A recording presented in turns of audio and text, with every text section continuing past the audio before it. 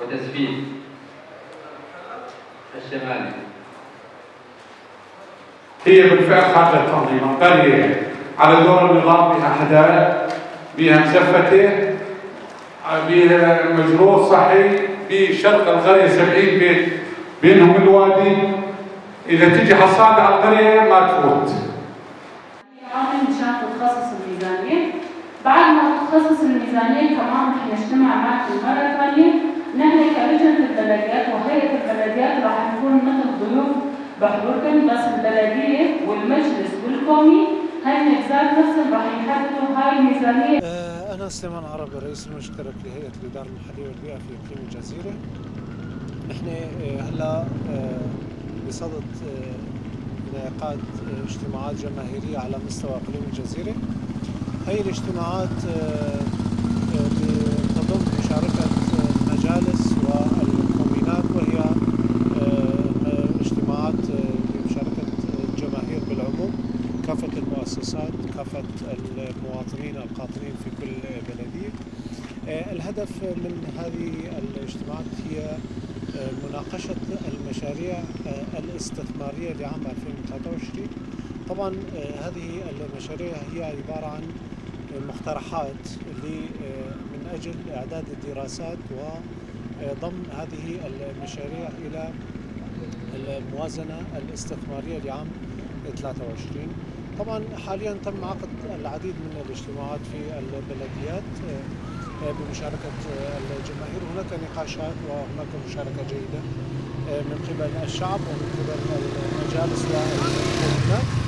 طبعا أيضا تشارك البلدية بأقسامها وأعضائها في هذه الاجتماعات من أجل تحديد المشاريع الضرورية وتحديد المشاكل في كل منطقة. طبعا هذه الاجتماعات هي اجتماعات تحضيرية لإعداد الموازنة. حاليا نحن نقوم بجمع هذه المشاكل والمشاريع وإعداد الدراسات.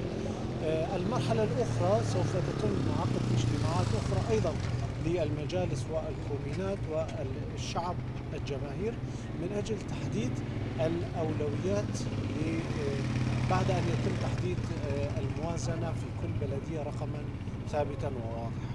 حاليا هي مرحلة تدل على الآلية الديمقراطية للبلديات من أجل مشاركة الشعب في اتخاذ القرار، من أجل مشاركة الشعب في حل مشاكله هو بنفسه.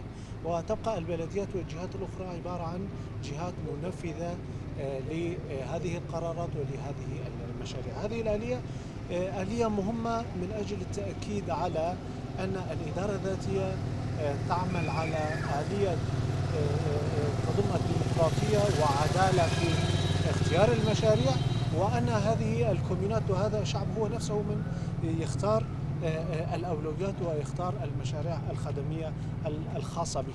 كون الشعب هو نفسه من يعرف هذه المشاكل أكثر من الجهات الأخرى أو من البلدية أو من المجلس أو الجهات الأخرى ضمن الإدارة الذاتية.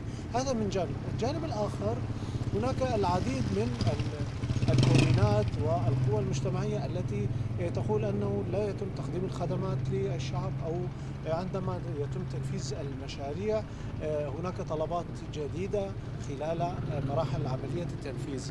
أيضا عندما يتم انعقاد هذه الاجتماعات ويتم مشاركة الشعب والكومينات في اتخاذ واختيار المشاريع، وقتها سيعلمون أننا سابقا اتخذنا القرار معا، أن الكومينات والمجالس هي نفسها من اتخذت القرار.